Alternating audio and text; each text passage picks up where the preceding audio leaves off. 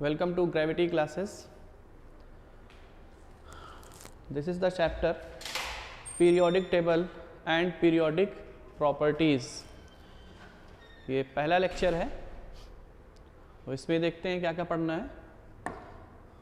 Start करते हैं. What is periodic table? पहला क्वेश्चन है कि पीरियोडिक टेबल है क्या. तो बेसिकली जो नॉन एलिमेंट्स हैं उनको एक टेबुलर फॉर्म में अरेंज करना ही पीरियोडिक टेबल कहलाता है. क्या लिखेंगे यहाँ पे?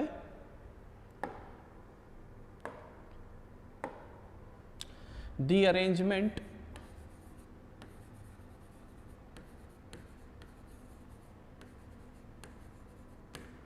Of all the known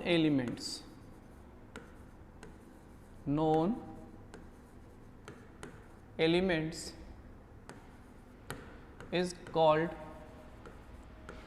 a periodic table.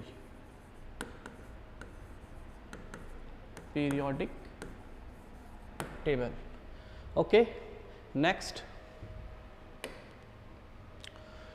What is the need of classification?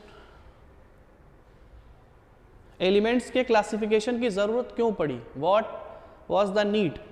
ठीक है, What is the need? तो इसको समझिए. देखिए, जैसे हम आपसे बात करें, क्लास है और उस क्लास में डिफरेंट हाइट्स के स्टूडेंट होंगे. ठीक है, अब मान लिया नंबर ऑफ स्टूडेंट्स अगर कम है तो हमें अगर ये बोला जाए कि 5 फुट के बच्चों को अलग करिए, 4 फुट के बच्चों को अलग करिए और 6 फुट के बच्चों को अलग करिए, तो ये करना हमारे लिए आसान होगा. याद रखना भी आसान होगा कि जो सामने बच्चा बैठा हुआ है 6 फुट का है या 5 फुट का है या 4 फुट का है. लेकिन यही अगर क्लास भरी हुई हो, 100-200 नंबर ऑफ स्टूडेंट्स हो, अब उसमें आपको याद करने को बोला जाए कि किसकी हाइट कितनी है तो आपके लिए मुश्किल हो जाएगा. तो क्या करते हैं कि क्लास में हम रो वाइज या कॉलम वाइज बच्चों को बिठाल दें कि पहले कॉलम में 4 फुट के बैठेंगे, फिर 5 फुट के बैठेंगे, फिर 6 फुट, फिर 7 फुट एंड सो ऑन. ठीक है ना. तो इस तरीके से हमें बच्चों को आइडेंटिफाई करना, ठीक है, आसान हो जाएगा. ये जस्ट एक एग्जाम्पल था.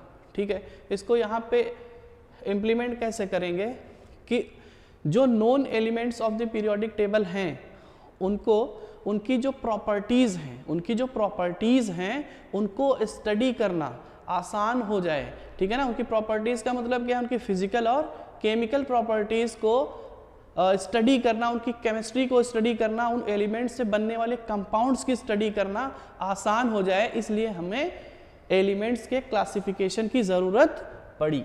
ठीक है. To examine the periodic trends in physical and chemical properties of the element. That is the answer. Okay. Next. हाँ, ये तो हमने डेफिनेशंस की बात कर ली. अब कौन कौन से अर्लियर अटेम्प्ट्स हुए हैं, किन किन साइंटिस्ट ने अपने अपने विचार दिए हैं, कह सकते हैं थॉट्स दिए हैं. अब देखिए, सबसे पहला क्या है? सबसे पहला है डोबेराइनर्स ट्रायड रूल. डोबेराइनर्स ट्रायड रूल क्या बोलता है कि एलिमेंट्स को उनके एटॉमिक नंबर्स के इंक्रीजिंग ऑर्डर में अरेंज कर दिया जाए और अरेंज करने के बाद ट्राइड बनाना है. ट्राइड का मतलब क्या है कि 3-3 एलिमेंट्स के ग्रुप बनाने हैं. हर एक 3 एलिमेंट के ग्रुप को हम क्या बोलेंगे? ट्राइड बोलेंगे. और स्पेशल क्या है इसको नाम देने में? ट्राइड का जो सिलेक्शन करना है वो इस वे में करना है कि उस ट्राइड का जो पहला एलिमेंट होगा और जो थर्ड एलिमेंट होगा उनका एवरेज, पहला और जो फर्स्ट एंड थर्ड एलिमेंट के एटॉमिक वेट का जो एवरेज होगा वो सेकंड के एटॉमिक वेट के बराबर होना चाहिए. ठीक, यानी यहाँ पे हम क्या लिखेंगे? देखिए, सबसे पहले हमको क्या करना है? Increasing order of their atomic masses में अरेंज करना है. ठीक, और उनको 3 एलिमेंट, 3 एटम्स के ग्रुप में डिवाइड करना है, जिनको हम क्या बोलेंगे? ट्राइड बोलेंगे. ठीक है. उसके बाद में each triad was arranged in such a manner that the average of atomic masses of first and third element of the triad was equal to atomic mass of the second element. ठीक है, जैसे example ले लेते हैं। Example पहला, lithium, sodium, potassium. अब देखिए lithium का जो एटॉमिक वेट होता है वो 7 होता है, सोडियम का 23 होता है और पोटेशियम का 39 होता है। ये इस टाइम पे हमें पता है। ठीक है, ओके। अब देखिए लगाते हैं, ये एक ट्राइड बन गया। पहला एलिमेंट ये है, सेकंड एलिमेंट ये है और थर्ड एलिमेंट ये है।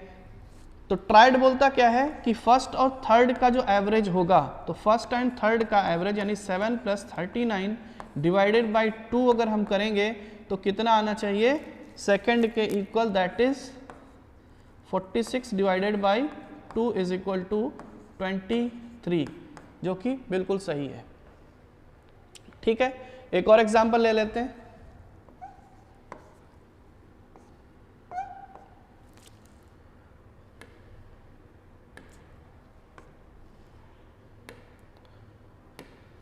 हाँ, क्लोरीन, ब्रोमीन और आयोडीन।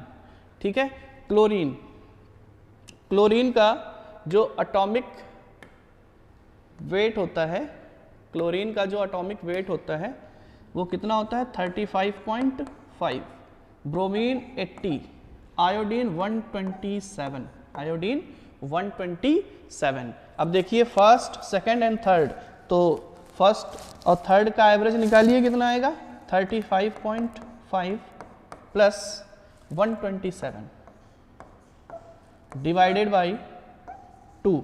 ये अप्रॉक्सीमेटली 81.2 के समथिंग आता है, जो कि 80 के ही अप्रॉक्स है। तो ये मान सकते हैं कि एक ट्रायड बन रहा है। इसी तरीके से और भी कुछ ट्रायड्स हैं। हाँ, ये कुछ ट्रायड्स हैं, ये तो हमने लिखा है अभी, लिथियम, सोडियम, पोटेशियम। ठीक है, calcium, strontium, barium, sulphur, selenium, tellurium, chlorine, bromine, iodine. ठीक है, इसके अलावा यहाँ पर भी लिखे हुए हैं। ओके, अब इनको याद करने का एक तरीका हम बता देते हैं, जो कि याद रहे कि कौन सा ट्रायड डोबेराइनर ने दिया था।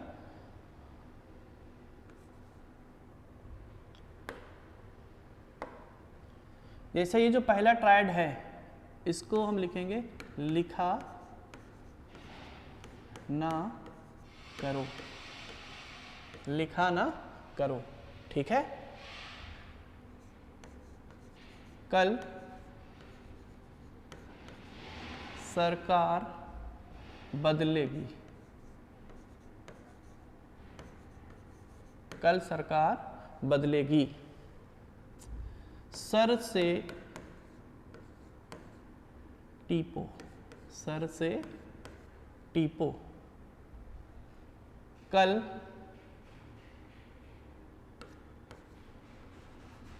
बाहर आएगी, कल बाहर आएगी। तो ये कुछ मेन ट्रायड्स हैं जिनको आप न्यूमोनिक की हेल्प से याद रख सकते हैं। ठीक है, ओके, आगे बढ़ते हैं। ड्रॉबैक्स या लिमिटेशंस क्या हैं इनकी। देखिए ये जो ट्रायड रूल दिया गया है ये सारे एलिमेंट्स के लिए वैलिड नहीं है। जैसे जैसे आप आगे बढ़ते जाएंगे हैवियर एलिमेंट्स आएंगे, उनके लिए आप अगर इसको कैलकुलेट करेंगे तो एक ट्रायड रूल फेल हो जाता है। ठीक है ना, तो नॉट वैलिड फॉर, इसमें क्या लिखेंगे, not applicable for all the elements of the periodic table।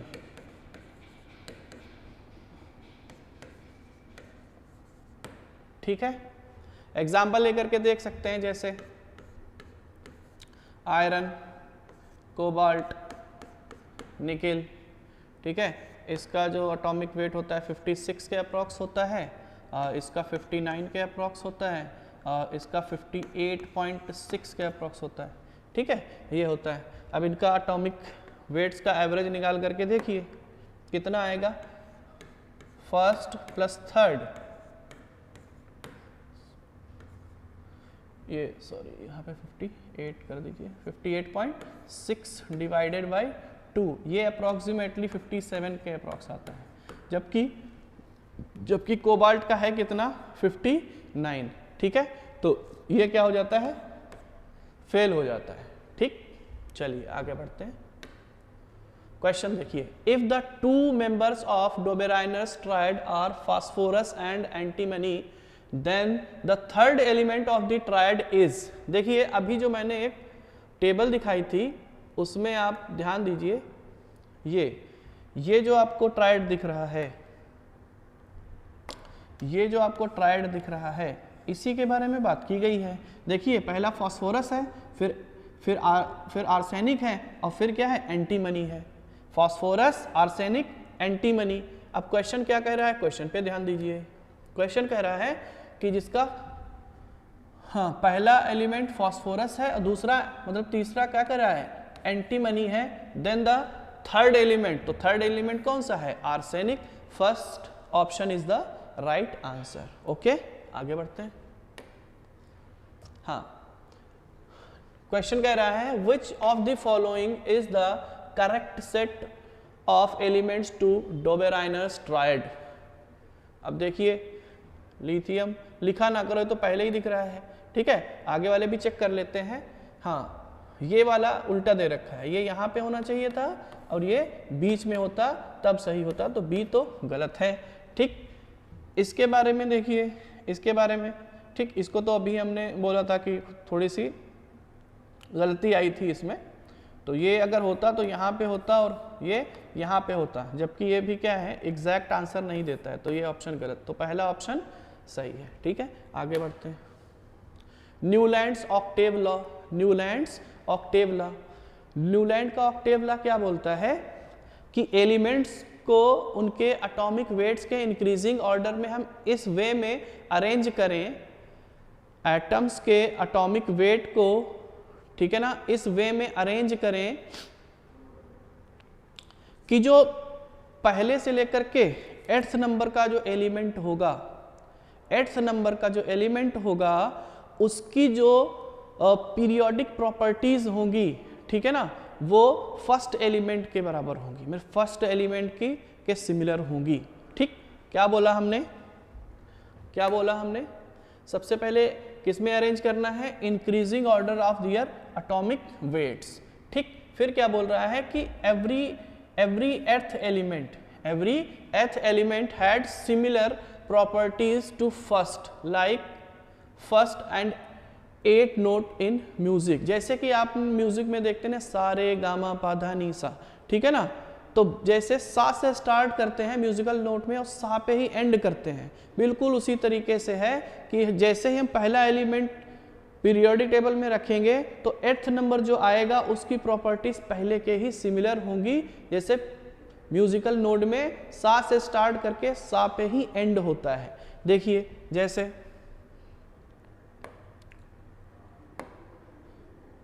One 2 3 4 5 6 7 और 8। पहला क्या है, म्यूजिकल नोट सा, फिर रे, फिर गा, मा, प, ध, नी, और फिर से रिपीट क्या होगा, सा। ठीक, चलिए देखते हैं।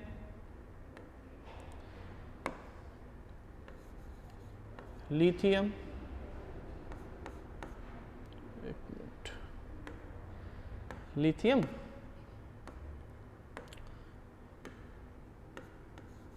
Beryllium, boron, carbon, nitrogen, oxygen और फ्लोरीन। ठीक है, अब इसके बाद हमें पता है कौन आते हैं, इनर्ट गैसेस, लेकिन जिस टाइम पे ये लॉ दिया गया था उस टाइम इनर्ट गैसेस को डिस्कवर नहीं किया गया था। ठीक है, तो इनर्ट गैस के बाद क्या आएगा, सोडियम। क्या आएगा, सोडियम। तो देख रहे हैं, यानी 8th नंबर एलिमेंट की प्रॉपर्टीज किससे मैच कर रही है? फर्स्ट वाले से। तो ये सोडियम किस ग्रुप में आएगा? फर्स्ट वाले ग्रुप में। ठीक, इसके बाद कौन आएगा? Magnesium, aluminium, silicon, phosphorus, sulphur, chlorine, और फिर से क्या आता है? Argon, that is inert gas. ठीक है ना? तो उसके बाद क्या लेंगे? पोटेशियम, यानी पोटेशियम फिर से फर्स्ट ग्रुप में, फिर कैल्शियम। बस ये पीरियोडिक टेबल है।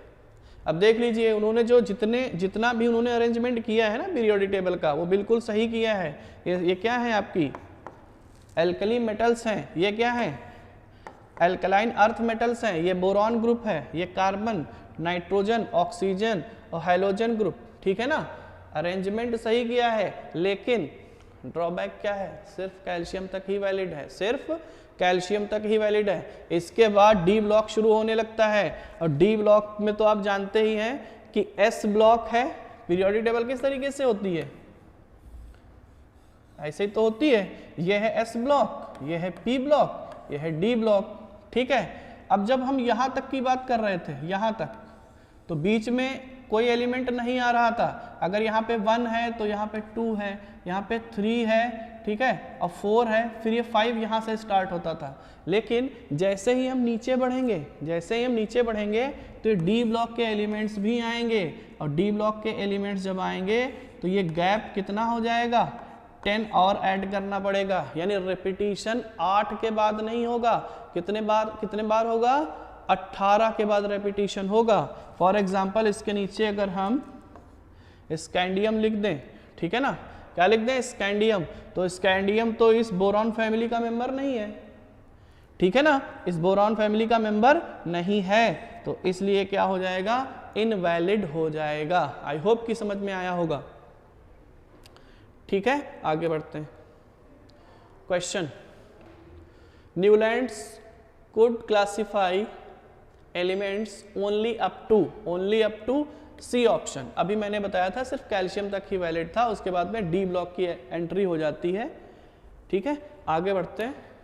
हाँ, नेक्स्ट है लूथर मेयर्स कर्व। अब जो सबसे बेहतरीन जो कॉन्सेप्ट दिया है वो है लूथर मेयर का कॉन्सेप्ट। लूथर मेयर ने बोला कि हम कोई भी हाइपोथेटिकल बात नहीं करेंगे, हम क्या करेंगे? एलिमेंट्स लेंगे, उन पे एक्सपेरिमेंट करेंगे, और जो रिजल्ट आएंगे आपके सामने रखेंगे। उन्होंने क्या किया? डिफरेंट टाइप के एलिमेंट्स लिए, और उनके लिए उनका एटॉमिक वॉल्यूम और एटॉमिक वेट के रेस्पेक्ट में कर्व ड्रॉ कर दिया। क्या? एटॉमिक वॉल्यूम और एटॉमिक वेट में रिलेशन क्या होगा? Atomic volume is equal to atomic weight divided by density. तो यहां से उन्होंने क्या किया? एक कर्व ड्रॉ कर दिया। वाई एक्सिस पे उन्होंने एटॉमिक वॉल्यूम को रखा है, और एक्स एक्सिस पर क्या रखा है? एटॉमिक वेट्स को रखा है। और फिर उन्होंने क्या किया? ये सारे ग्राफ्स, ये कर्व्स ड्रॉ कर दिए। अब ये कर्व ड्रॉ करने के बाद कंक्लूजन क्या निकला?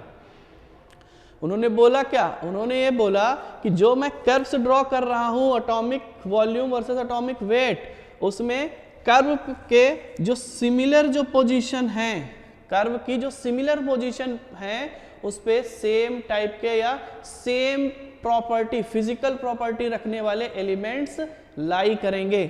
ठीक है, यानी जितने भी आपको इसमें पॉइंट्स दिख रहे हैं, जैसे ये पीक पॉइंट्स, एक ये पीक पॉइंट्स, ये दूसरा पीक पॉइंट, तीसरा, चौथा, पांचवा, ठीक है ना। दूसरा क्या है? आपको डिसेंडिंग पॉइंट दिख रहे होंगे, ये डिसेंडिंग पॉइंट, ये डिसेंडिंग पॉइंट है, ये डिसेंडिंग पॉइंट है, ये डिसेंडिंग पॉइंट है, ये डिसेंडिंग पॉइंट है। इसी तरीके से आपको असेंडिंग पॉइंट भी दिख रहे होंगे, ये असेंडिंग पॉइंट, ये असेंडिंग पॉइंट, ठीक है, ये असेंडिंग पॉइंट, ये असेंडिंग पॉइंट, और बॉटम पोर्शन ये एंड सो ऑन। ठीक, अब रिजल्ट क्या निकाला, यहां से रिजल्ट ये निकाला कि, ध्यान दीजिए, रिजल्ट ये इसका निकला है कि जितने भी पीक पॉइंट्स हैं, peak points,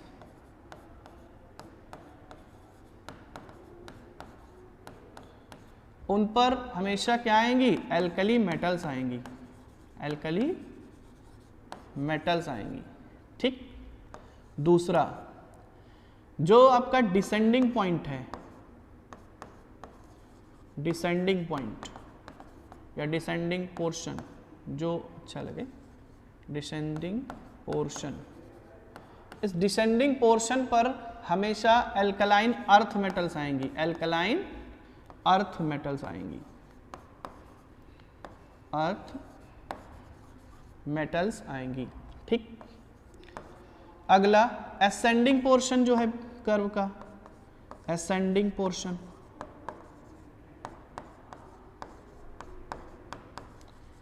in ascending portion पर हमेशा हैलोजेंस आपको दिखेंगे। क्या दिखेंगे? हैलोजेंस दिखेंगे। और फोर्थ नंबर, जो बॉटम पोर्शन है,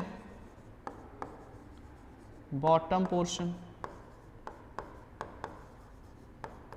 उस पर आपको metalloids and transition elements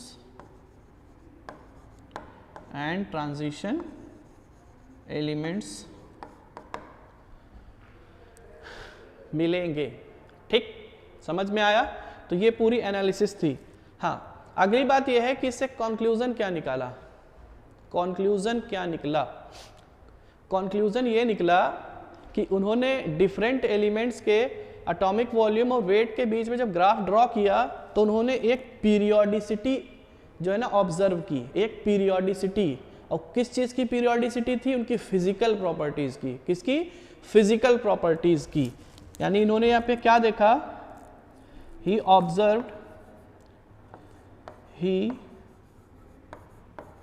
observed about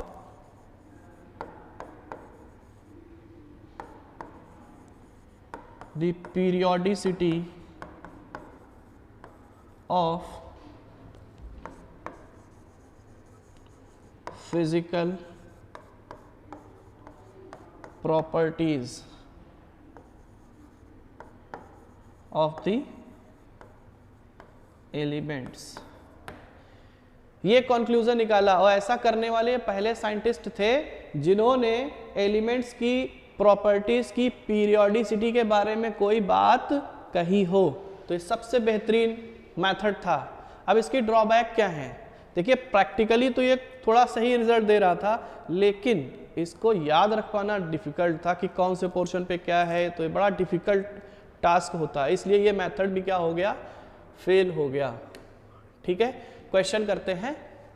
Luther Meyer plotted the physical properties such as atomic volume, melting point, और यहाँ पे ब्लैंक स्पेस दे रखा है, अगेंस्ट एटॉमिक वेट हेयर। देखिए,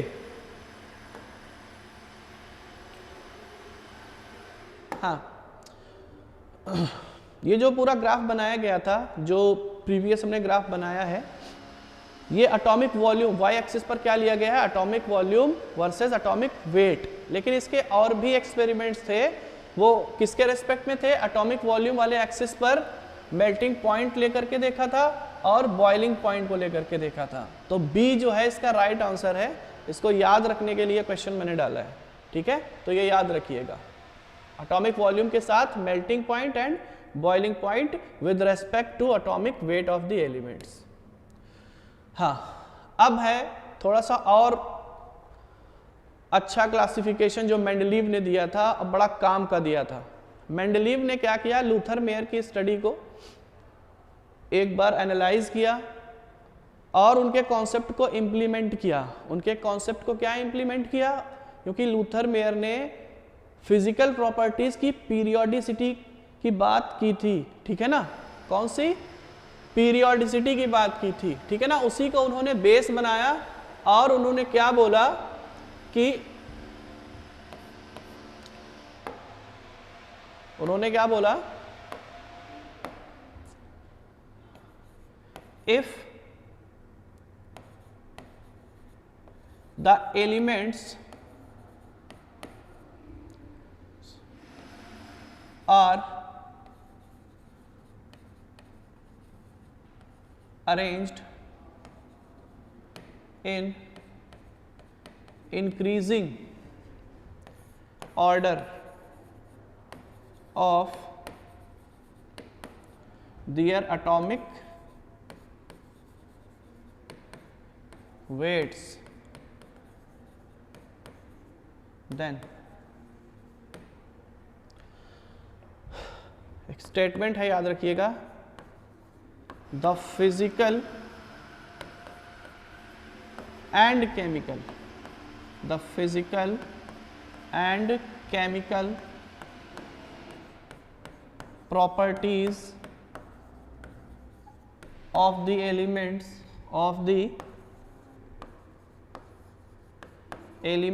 are periodic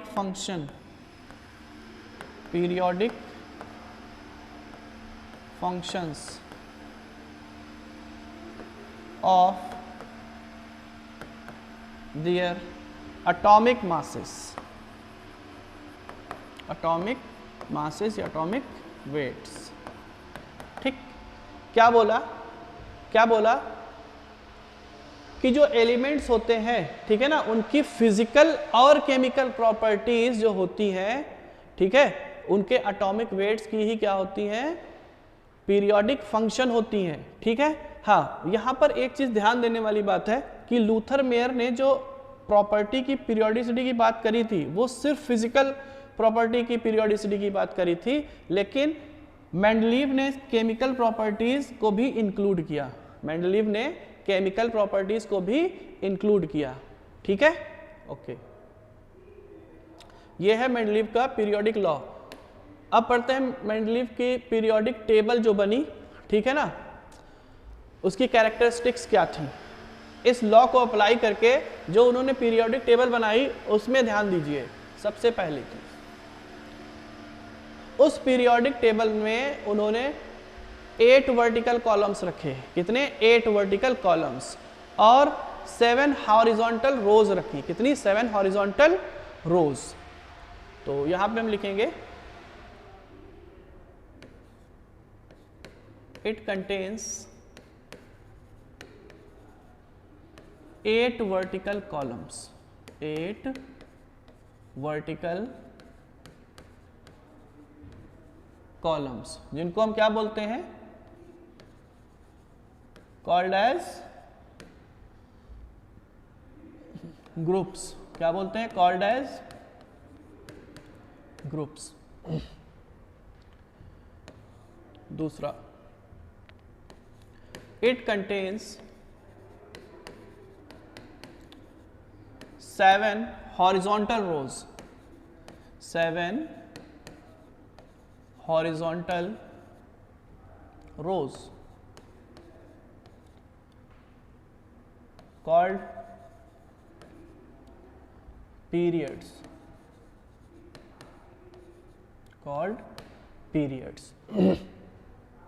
अब यहां पे ध्यान दीजिएगा, सॉरी, हाँ, ये जो 8 वर्टिकल कॉलम्स यानी 8 ग्रुप्स जो इन्होंने बनाए हैं, इनको फर्दर डिवाइड किया है किसमें? ए और बी सब ग्रुप्स में। कौन कौन से ग्रुप्स को? ये इधर ध्यान दीजिए। ईच ग्रुप कहां से कहां तक? Up to 7A is subdivided into 2 subgroups A and B। सबसे पहले ग्रुप्स को किस तरीके से नेमिंग दी थी उस पर ध्यान दीजिए। देखिए, सबसे पहला ग्रुप उन्होंने बोला first, second, third, fourth, fifth, sixth, seventh और एट्थ। हर एक ग्रुप के सब ग्रुप उन्होंने बनाए, तो ये फर्स्ट ए और first B, second A, second B, third A और थर्ड बी, 4A और फोर्थ बी, फिफ्थ ए और फिफ्थ बी, सिक्स्थ ए और सिक्स्थ बी, 7A और 7B। ठीक है, तो इस तरह से 1 से लेकर के 7 तक के ग्रुप्स को ए और बी में डिवाइड किया, और ये जो 8th नंबर ग्रुप है इसको 3 ग्रुप्स में डिवाइड कर दिया। कितने? 3 ग्रुप्स में। कौन कौन से? इसमें जो आपका आता है 8, 9, 10 आता है। कितना आता है? 8, 9, 10। ये भी long form of periodic table में इसमें समझाएंगे। इसमें कितने ग्रुप्स इन्होंने ले लिए? 3 ग्रुप्स ले लिए। 3 ग्रुप्स। इट कंटेन्स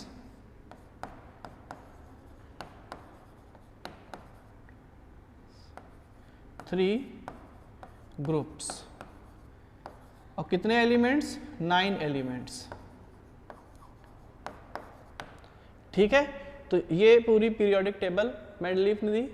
7 हॉरिजॉन्टल रोज और 8 वर्टिकल कॉलम्स। हॉरिजॉन्टल रोज जैसे कि इस तरीके से हम बनाएं, अभी पीरियोडिक टेबल दिखा भी देंगे। इस तरीके से अगर हम बनाएं ऐसे ऐसे, तो हर एक कॉलम जो है ना एक ग्रुप को डिनोट करता है। हर एक कॉलम एक ग्रुप को डिनोट करता है, और हर एक हॉरिजॉन्टल रो एक पीरियड को डिनोट करती है। यानी ग्रुप में आप कहां से चलेंगे? टॉप टू बॉटम, और पीरियड में कैसे चलेंगे? Left to right. ये ध्यान रखना है। ओके, आगे बढ़ते हैं। हाँ, मेंडलीव ने जो पीरियोडिक टेबल दी उसके मेरिट्स क्या हैं, एडवांटेजेस क्या हैं, उस पर ध्यान दीजिए। सबसे पहली चीज ये है कि एलिमेंट्स की स्टडी करना आसान हो गया। एलिमेंट्स की स्टडी करना आसान हो गया।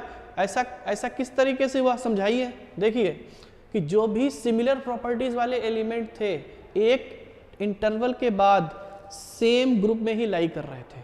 सिमिलर प्रॉपर्टीज के जो एलिमेंट्स थे वो सिमिलर ग्रुप में लाई कर रहे थे। ठीक है ना, तो इसलिए एलिमेंट्स की स्टडी को हमें करना आसान हो गया। फॉर एग्जाम्पल हमसे कोई कहे कि एल्कली मेटल्स बताइए, तो हमें पता है कि first A group. Alkaline earth metal बताइए, तो हमें पता है सेकंड ए ग्रुप। ठीक है ना, तो इनकी स्टडी क्या हो गई? आसान हो गई। तो यहाँ पे क्या लिखेंगे? सिमिलर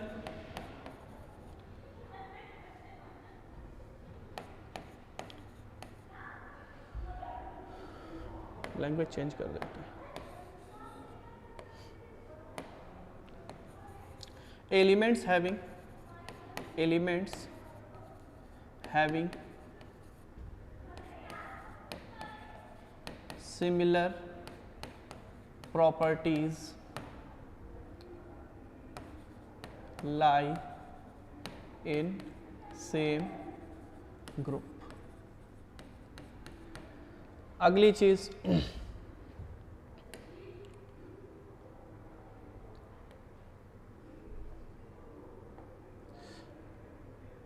हाँ अगली चीज, जो ऐसे एलिमेंट्स जो उस टाइम पे डिस्कवर नहीं हुए थे, तो मेंडलीव ने क्या बोला कि मैं इस पीरियोडिक टेबल में कुछ वैकेंट स्पेस छोड़ करके जा रहा हूँ। ठीक है ना, फ्यूचर में कुछ ऐसे एलिमेंट्स पाए जाएंगे जो बिल्कुल फिट इन बैठेंगे जो वैकेंट स्पेसेस मैंने यहाँ पे छोड़ रखे हैं। वो कौन कौन से एलिमेंट्स थे, ध्यान दीजिए। पहला था इका एल्यूमिनियम, इका एल्यूमिनियम। दूसरा था इका मैंगनीज, इका मैंगनीज।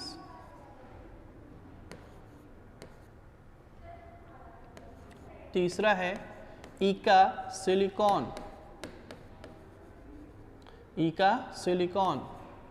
फोर्थ है ई का बोरॉन, ई का बोरॉन। ठीक है, अब ई का एल्यूमिनियम को जब डिस्कवरी हो गई एलिमेंट की तो क्या नाम दिया गया?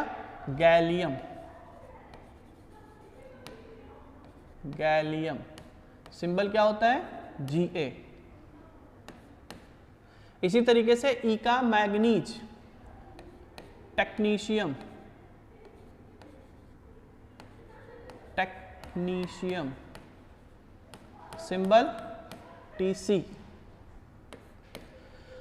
ई का सिलिकॉन, ई का सिलिकॉन को हम क्या बोलते हैं? Germanium, germanium, symbol Ge। ई का बोरॉन, ई का बोरॉन को हम क्या बोलते हैं? Scandium, scandium, symbol Sc। तो ये एलिमेंट्स थे जिनके बारे में पहले से ही प्रिडिक्शन किया था मेंडलीव ने, और उनके लिए पीरियोडिक टेबल में अपनी वैकेंट स्पेस छोड़ करके गए थे। ठीक, इनको याद रखने के लिए एक न्यूमोनिक है, वो ध्यान दीजिए। जैसे एल्यूमिनियम, एल्यूमिनियम के साथ क्या आ रहा है? गैलियम, एल्यूमिनियम के साथ क्या आ रहा है? गैलियम। और मैग्नीज के साथ क्या आ रहा है?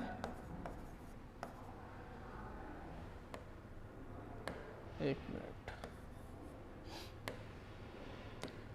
मैग्नीज के साथ क्या आ रहा है? टेक्नीशियम। और सिलिकॉन के साथ जर्मेनियम, बोरॉन के साथ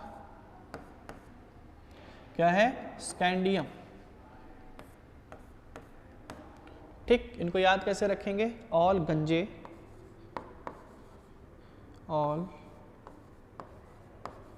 गंजे। और गंजे को हम क्या बोलते हैं? मीन्स,